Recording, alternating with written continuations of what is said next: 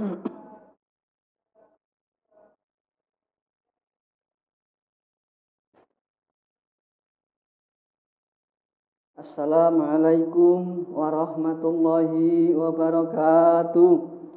Selamat pagi, salam sehat semuanya. Alhamdulillah, mari kita sama-sama bersyukur kepada Allah Subhanahu wa taala, Tuhan yang Maha Esa, yang alhamdulillah pagi ini kita bisa kumpul kembali walaupun masih dalam pelajaran live streaming. Bagaimana, sehat semuanya? Hari demi hari telah kita lalui. Ternyata masih banyak siswa-siswi SMK 5 yang belum ikut live streaming. Itu kenapa? Apalagi kelas 12. Kelas 12 adalah kelas di mana sebentar lagi mau lulus. Tinggal menghitung berapa bulan lagi.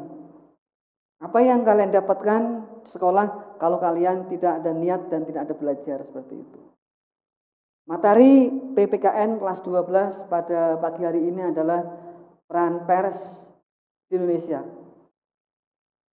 Sadar nggak sadar, hidup di zaman modern seperti sekarang ini, kita mempunyai kebutuhan pokok yang keempat. Ada 4. Mempunyai kebutuhan pokok, kebutuhan wajib 4. Yang disebut P4. Apa itu P4? 1. Pangan. Manusia, orang, makhluk hidup wajib makan.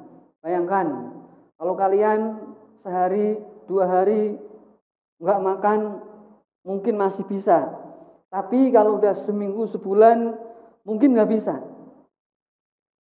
Makanya pangan adalah termasuk kebutuhan pokok. Bagi contoh, si Noval. Noval itu gajinya sebulan 1,5 miliar umpamanya. Mobilnya 10, pakaiannya serba mewah, tapi Noval nggak pernah makan. Bisa hidup nggak? Coba bayangkan, pasti nggak bisa hidup. Karena makan adalah kebutuhan pokok. Yang kedua adalah pakaian. Tadi contohkan lagi, si Noval gajinya sebulan 1,5 miliar. Makan tiap hari serba mall.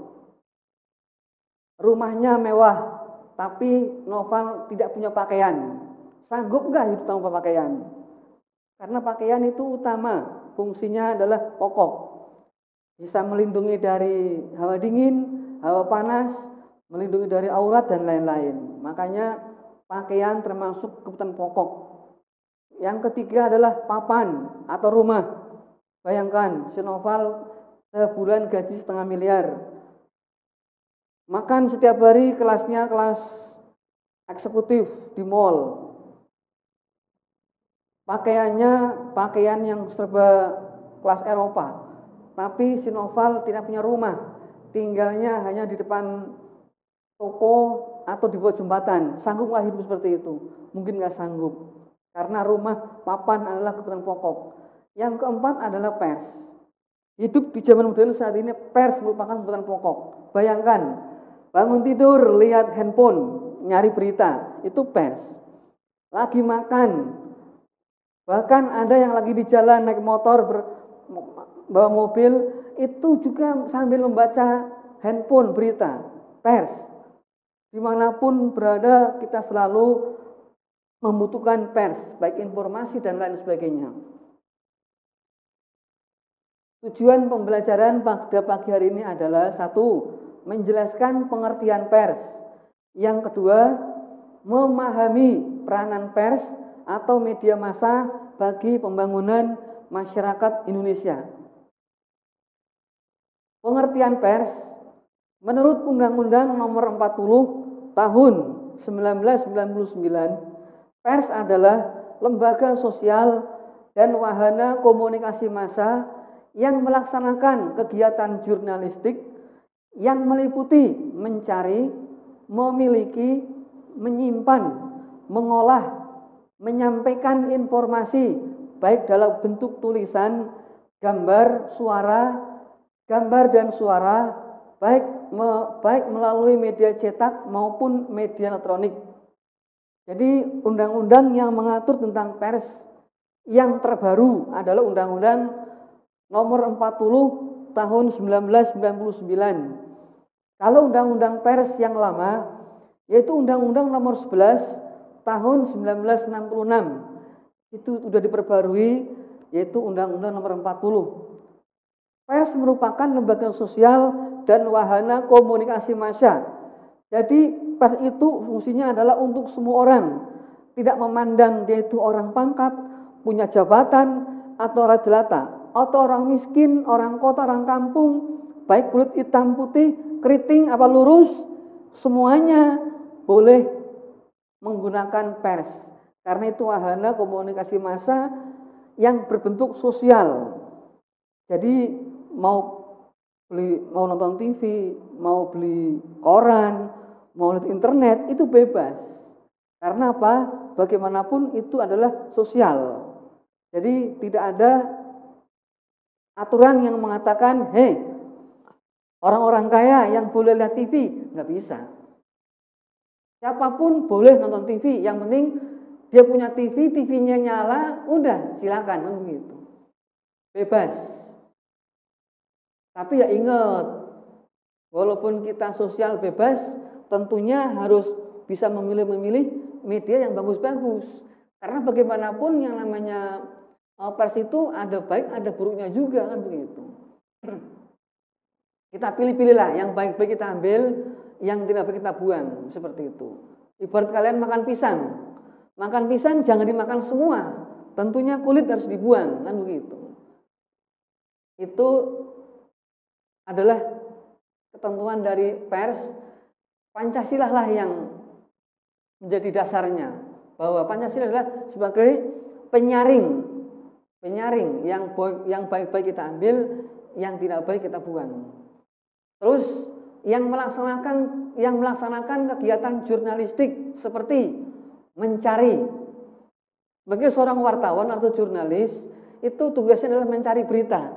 Misalkan saat ini terjadinya banyak banjir, umpamanya di Kerawang gitu.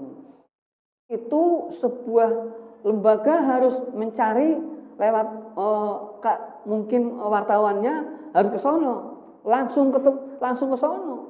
Itu mencari ke tempat TKP begitu. Jangan sekali-kali wartawan atau media sosial hanya melihat dari YouTube, jangan. Harus ada petugasnya yang langsung ngecek ke TKP, tempat kejadian perkara. Setelah kita mencari, kita miliki, berarti punya perusahaan tersebut. Setelah kita miliki, kita simpan buat dokumen. Karena bagaimanapun kita harus mempunyai dokumen, siapa tahu nanti ditanyakan atau dibutuhkan, kita punya buktinya, seperti itu. Mengolah. Jadi apa yang kita rekam di TKP itu tidak semuanya disampaikan gitu. Kalau seandainya di dalam sekelas info hanya waktu 3 menit.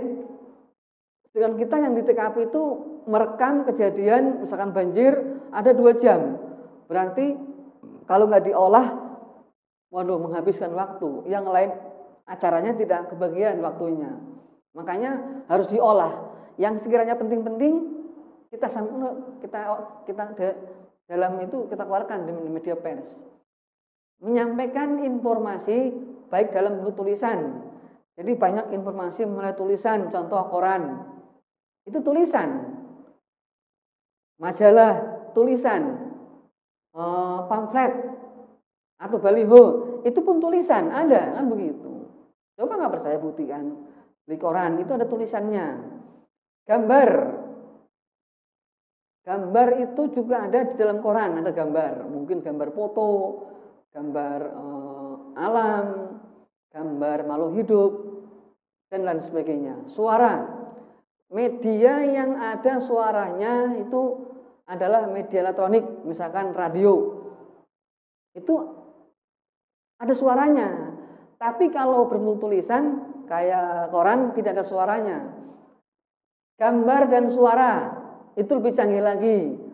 Misalkan kayak di televisi, kayak di komputer, kayak di handphone, itu media cetak yang sempurna karena ada gambar dan ada suara. Baik berupa media cetak maupun elektronik. Kalian sudah paham dah. Kalau anak zaman sekarang kalau untuk mau media lebih pengalaman, lebih canggih kan begitu. Karena memang udah masanya. Sekarang masanya adalah masa media cetak dan elektronik. Kalau zaman dulu, zaman Bapak sekolah sekitar tahun 80, 90, 95-an itu paling-paling koran itu jarang. TV pun kadang-kadang satu RT satu TV kan begitu.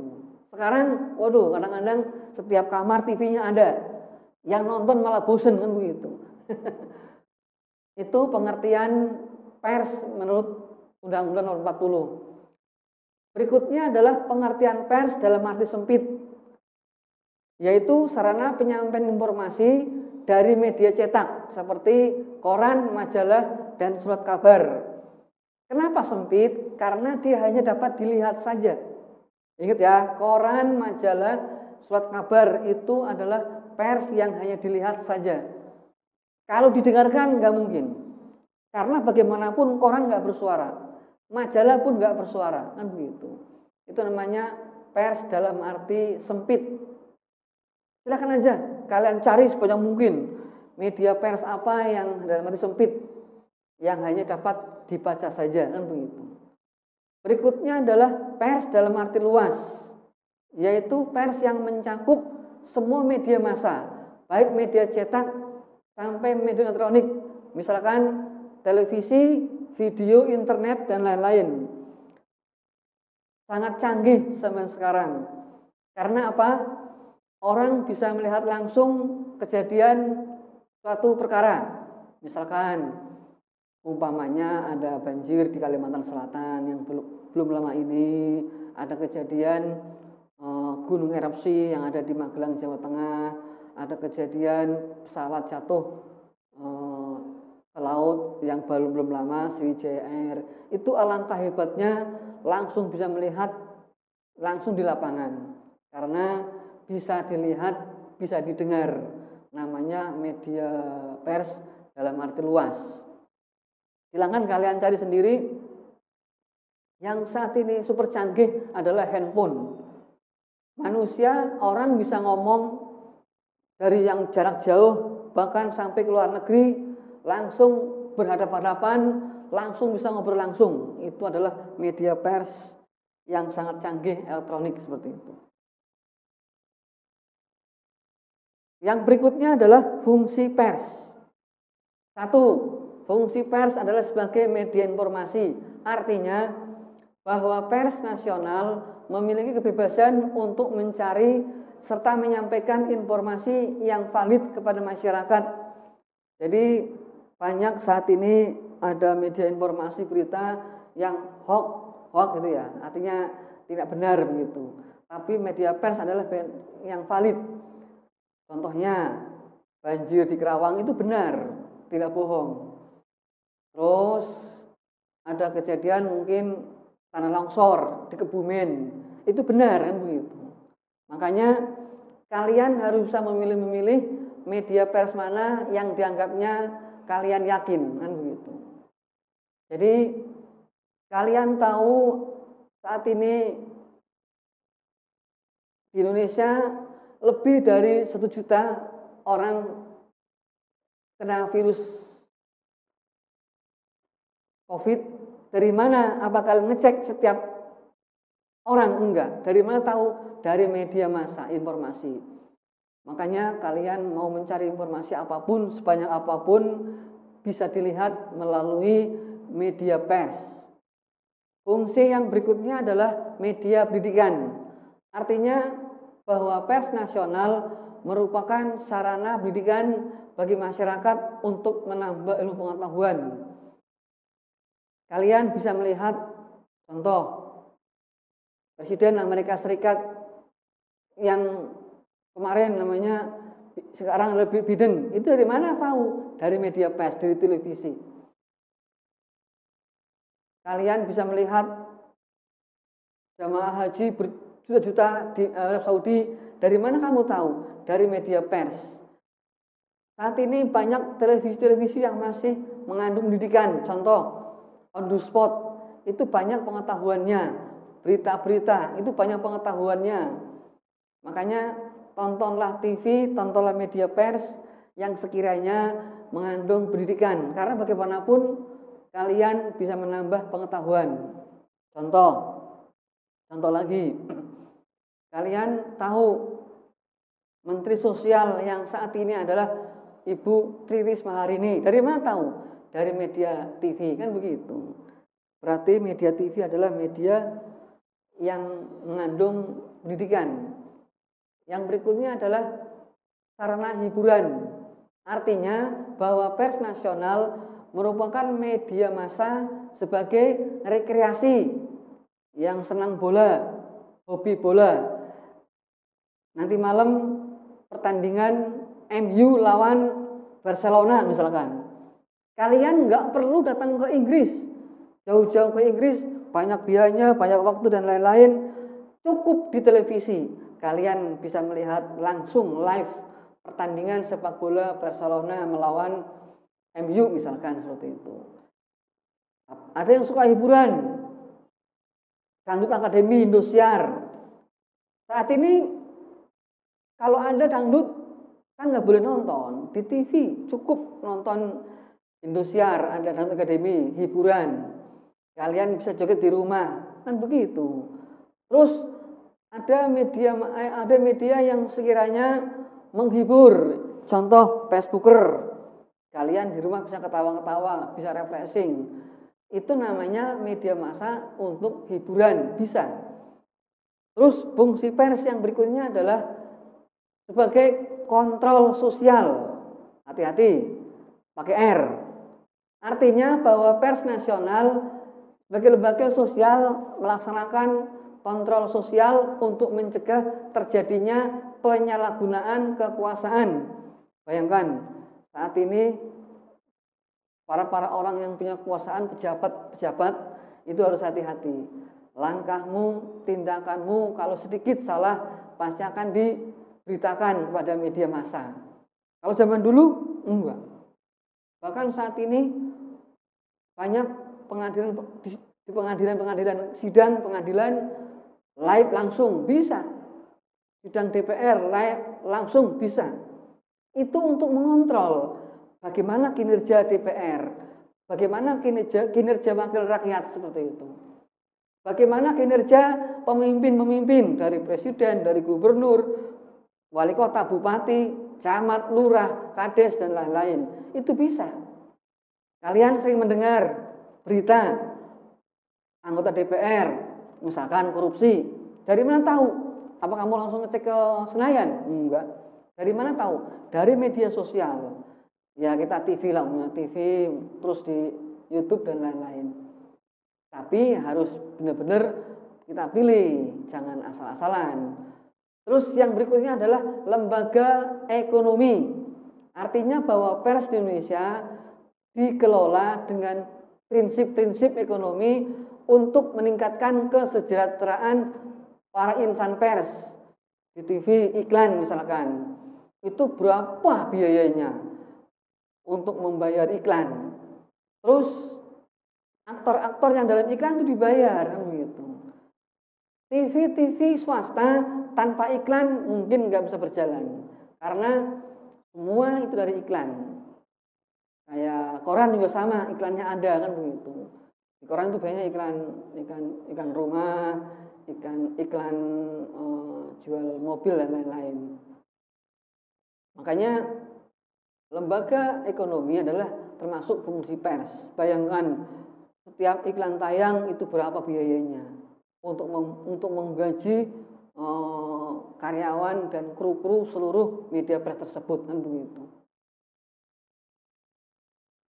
Yang berikutnya adalah dampak positif kebebasan pers. Yang pertama, pers digunakan sebagai media komunikasi. Kalian bisa ngobrol, bisa langsung tahu. Walaupun tempatnya jauh, itu bisa digunakan melalui media pers. Yang berikutnya, pers digunakan sebagai sarana penghubung sesama manusia. Kalian mau ngomong, mau ngobrol ke teman, saudara, sahabat, orang tua yang jauh tempatnya di Surabaya, di Sulawesi dan lain-lain, itu bisa langsung melalui media pers yaitu handphone. Kalau zaman dulu bisa lewat surat, kadang-kadang seminggu atau telegram itu pun lama, bisa sehari 2 hari. Kalau sekarang live langsung, begitu canggihnya zaman sekarang alatnya. Yang ketiga, memberikan penghiburan bagi masyarakat.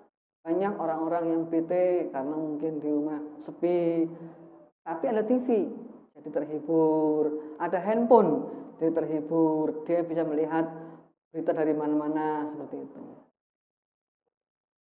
Di samping dampak positif, ada pula dampak negatif dari kebebasan pers.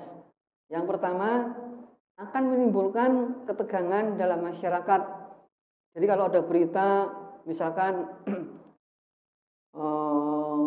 Gunung Semeru, Gunung Merapi sudah siaga 1, pasti masyarakat di sekitar gunung itu akan merasa tegang, akan was-was, akan deg-degan, akan khawatir seperti itu. Ini saat ini yang lagi heboh karena musim hujan. Misalkan di Jakarta ada berita, misalkan ya, bendungan Katulampa naik menjadi 2 meter. Waduh, itu pasti warga Jakarta udah mulai tegang, was-was begitu.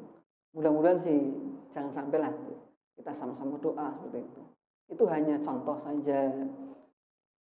Terus yang berikutnya, menimbulkan sikap saling curiga dan perpecahan. Misalkan ada suatu berita yang mengatakan bahwa nanti akan seperti ini. Nah, kubu yang lain tidak setuju, pasti akan terjadi perpisahan. Wah, itu berita bohong, itu nggak benar seperti itu. Yang berikutnya adalah mempersulit diadakannya kerukunan dalam masyarakat. Misalkan ada sesuatu, kita kala ini perbedaan pendapat ya, pro kontra antara yang A dan yang B, yang sebelah sini milih yang A, yang sebelah sini milih yang B. Gara-gara ada media pers disampaikan, otomatis terjadi tidak damai, tidak rukun seperti itu.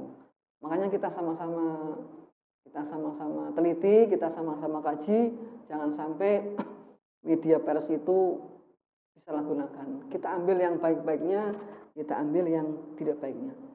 Mungkin cukup hari ini sampai di sini dulu. Saya informasikan bahwa kemungkinan minggu depan kita ulangan. Kemarin sudah ada kisi-kisinya. Mudah-mudahan kalian bisa mengikuti semuanya. Dan ingat, jaga kesehatan. Lagi musim hujan, jangan kemana-mana. Karena bagaimanapun ini di akhir-akhir sekolah kelas 12. Udah mau ujian, jangan sampai nanti pas lagi ada mungkin ada banyak-banyak praktek ujian dan lain-lain, pas lagi kurang sehat, nanti kalian yang rugi. Kalau ada pertanyaan silakan. Kalau tidak ada, cukup sekian, terima kasih. Kesimpulan materi pada pagi hari ini adalah kemajuan iptek, di antaranya adalah pers. Kita harus gunakan dengan sebaik-baiknya, kita harus memilih dengan sebaik-baiknya. Yang positif kita ambil, yang negatif kita buang. Terima kasih. Assalamualaikum warahmatullahi wabarakatuh.